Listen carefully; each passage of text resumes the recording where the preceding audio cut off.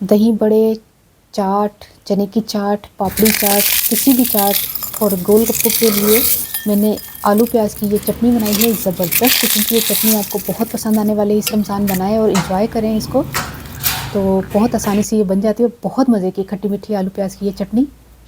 بسم اللہ الرحمن الرحیم، السلام علیکم، کیا حال ہے تمام دیکھنے والوں کے؟ سب اپنے گھر میں خوش رہیں، آباد رہیں، آمین ثم آمین۔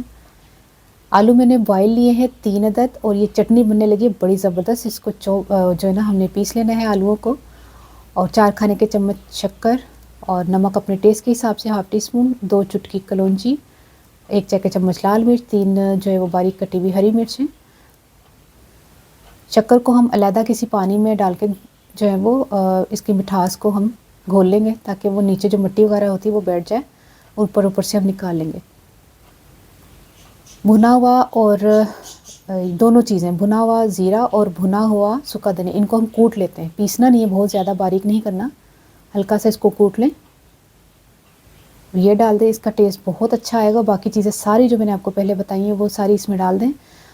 چوپ کیا ہوا 1 عدد پیاز، ½ کپ ہرا دھنیا اور املی کا پانی، تقریباً 2 کپ ہم نے املی کا پانی لیا ہے، اور وہ جو شکر والا پانی تھا وہ بھی 1 کپ۔ کھٹا میٹھا یہ ٹیسٹ ہو جائے گا، بہت زبردست یہ چیز بن جائے گی، انشاءاللہ آپ کو بہت پسند آئے گی۔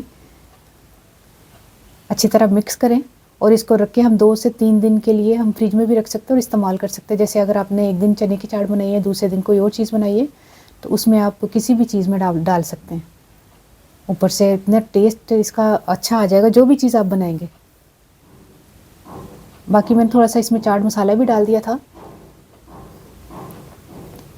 اب میں نے گھر میں پاپڑی بنائی ہے، اس کی آپ آواز سنیں پاپڑی کی، اتنی کرسپی ہے، اور یہ میں نے جب بنائی ہے اس کے اوپر جب ڈال کے کھائے تو بہت مزہ آیا اس کے ساتھ نا۔